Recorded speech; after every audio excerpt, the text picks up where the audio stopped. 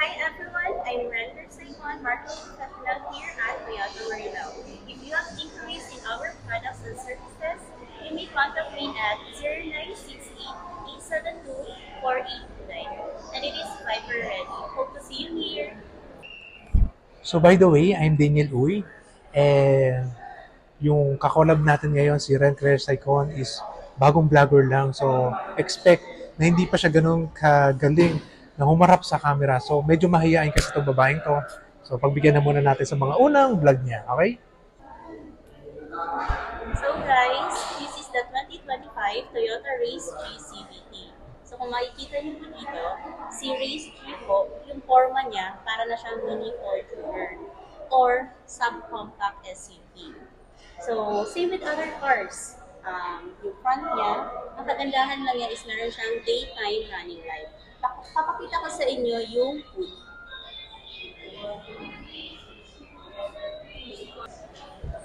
So bubuksan na niyo yung hood. Saan babukasan yan? Grabe, kailangan umupo pa. Yan, bababa ka rin dyan. Talaga ito. Lakas ang tunyo nito. Anyway, pagbigyan na natin. Medyo baguhan lang siya sa ano. Oh, marunong ka ba magbukas yan? Sorry, babae kasi siya kaya medyo hindi siya mabilis kumapa. Mga lalaki mabilis kumapa. Tulungan na lang din natin. Yan. Kumapa. Kasi pag ano, nakabanat na yung kilikili niyan. So, by the way again, ano ba ang size niyan? 1.2 liters po si Race G. Nakaka... 3-cylinder po sir. 1.2 liters.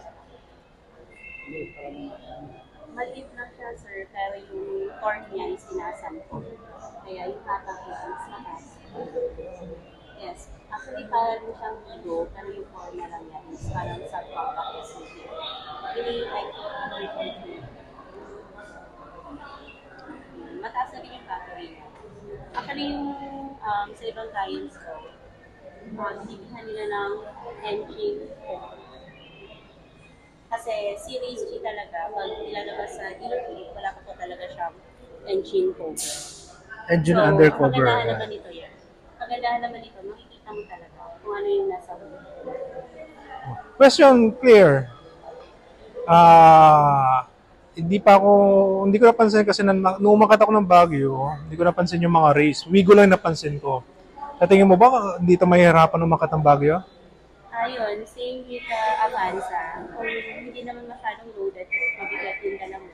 Kaya naman po siya kasi nga, hindi naman yung kaha niya, hindi masyadong mabigat. Kaya lang po ng engine.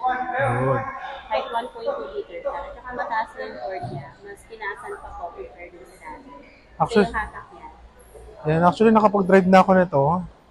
And marami na rin ako na-reduce nito. Way back na nasa Toyota ako. Guys, ang feedback dito napakatipid sa consumption ng gasolina. Actually, race user din ako. Kaya, super tipid po talaga. Obra, hindi kami magiging bias pero totoong matipid siya. So sige, tingnan nga natin yung side. Claire, ano ba makikita natin dito, Ma'am Claire? Wow, ang ganda naman ng upuan na yan. Yes. As ang ganda rin na nakaupo. Meron din siyang, yan, cup holder Palibasa kasi dito. nalibre na ng Starbucks eh. So, pag gusto niyo mag-Starbucks or mag-coffee, ayan, hindi na kayo mahihirapan mag-hold ng coffee niyo or matatapon. So, lagay niyo lang dito.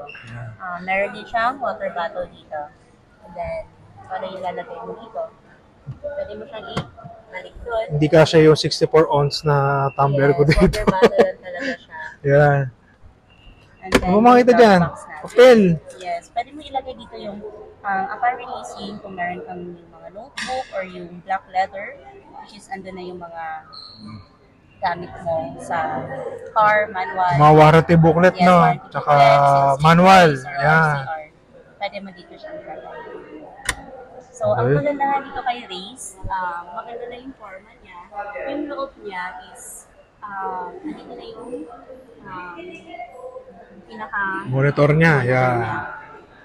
And then, super yung aircon niya, napakalamig. Ayan, malamig yan. Actually, ako mismo nakapag-drive na yan from Laguna back to Cubao. So, tingnan naman natin yung second row. Ano ba makita natin sa second row? Yan. So, ito yung sa second room. Ulitin lang natin ha. Ano nga pala height mo, Claire? 5'1". 5'1". Timbang, importante rin to kasi 53. 53 na, dati yung 45. 49. So, pansin ko lang, Claire, no? Pag nilagyan pala siya ng seat cover, papangit. Actually, yung race ko, pinalagyan ko ng seat cover kasi gusto ko muna na i-preserve yung ano niya. Pero kukunin ko din yun kasi ang ganda nung ano niya. Yung design. linings niya. No? Ang ganda ng design. Sa bios ko kasi pinaleather ko siya kagad. Kasi gagawin ko siyang grab eh. So para hindi ganun malaki ang maintenance. Kasi pag may nautot doon, babakat yung puwet. Ayan, so maluwang siya. So guys, medyo naka-atras lang yung upuan na yan. Saka long-legged ako. Kaya, Yan. Try mo nga baba yung paa mo lang. Yan. So, makikita natin yung difference ng kanyang hindi pa yun na. di pa nga natodo. So dito rin guys ha, huwag niyo kalimutan na meron din siyang button holder. Ilan ba kasya dyan? Actually, si Race is, yun nga, mini SUV siya kasi 5-seaters lang po talaga siya. Hindi siya 7-seaters. Pero kung maliliit naman or mas payat sa akin, kasya naman ng 4. Yun nga lang, siksikan. Actually, kasya pa nga, 3 pa eh. Lagay mo dito sa bubong. De joke lang ha. Okay, tignan naman natin yung likod niya. Ano po makikita natin sa likod? Ano ba yung magiging advantage ito sa ibang competitors niya? Yeah.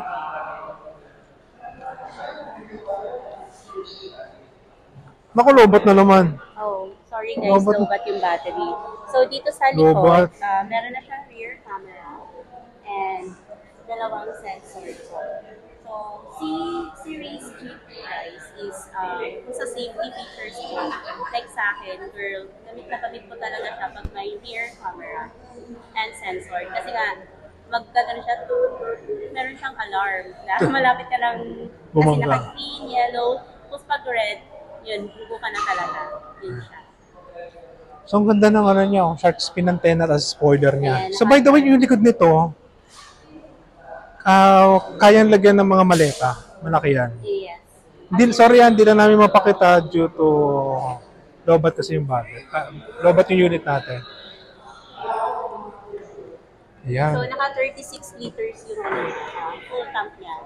Super tipid niya po talaga. Siguro mga 2 or 2,200 full tank na po niya.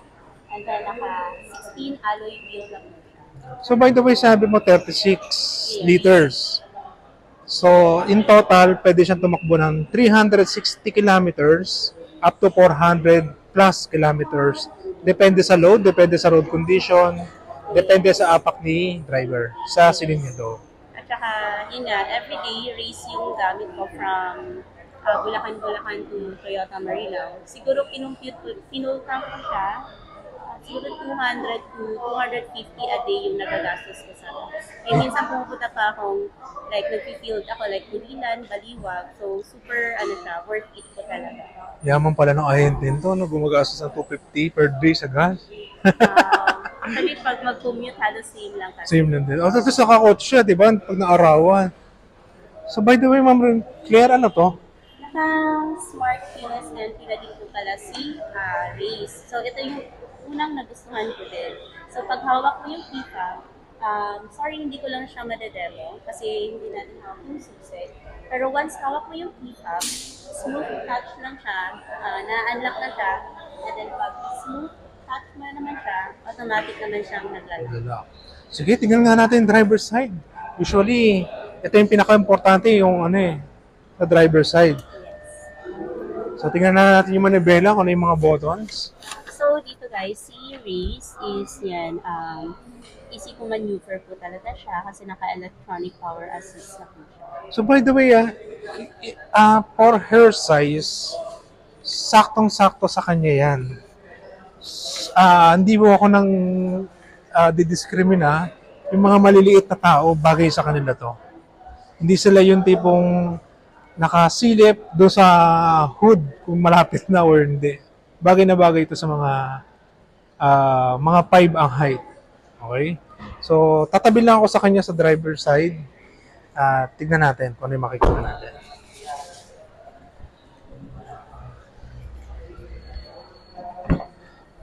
O yan. Ang ganda naman ng driver natin. Mamaya blueberry cheesecake nililibre sa akin ito. So, yan. Like, naka-Apple and Android ready na din po siya. Wow. So, in case of, like, punta kayo Manila or hindi mo ano yung address, pwede kang mag-Waze. Ayan. Ayan, nalagay mo na yung dito. I-connect mo na lang siya sa cord mo and then Question, Ma'am Claire. through Bluetooth. Pwede na ba siya yung Bluetooth na Apple CarPlay? Cord Cord po talaga? siya. Pag ano mo siya, i-connect mo siya through cord, automatic na po siya, i-connect mo lang siya dito. Yun lang guys, dagdag ko lang. Kailangan original cord. Yes. Yung isasaksak nyo rito papunta sa Ayan. Android or Apple CarPlay nyo. Hindi siya gagana kapag peke. Tapos naka-push start button na pala si G. Yan, no push na Yan. ito. So, yun. Additional information din sa mga naka-disusi pa. Pag naka-push start button na po yung car nyo, aapakan mo yung brake, tapos saka mo siya i-push. Kasi hindi siya Hindi siya magbubukas. mag-on kapag hindi mo aapakan yung brake for safety purposes din. By the way, kakabili lang niya ng guys. Ng race last December 2024. Yes. At saka, ang pinaka nagustuhan ko sa race is yung ground clearance niya. 200mm na po siya. So, in case na like maulan, hindi ako natatakot kasi Vios user din ako. May Vios ako. Color red. So, kaya ang kinuha ko na race is gray. Kasi puro na ako red. So, si race po is pinaka nagustuhan ko yung forma niya at saka yung ground clearance. 200mm na siya. Para na siyang Everest. Everest is 220? I think 220mm. Yeah. Tapos yung sa Vios kasi, pag may baha, ramdam mo sa ilalim na yung tubig. Ayun. Yun. At lagi ako... Sumasayad! Actually kasi si Vios, maganda talaga siya din. Napaka-tipid din sa gas.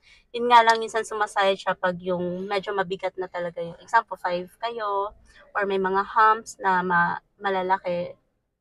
Sumasayad talaga siya. Pero Vios never yung nagpasaway sa akin.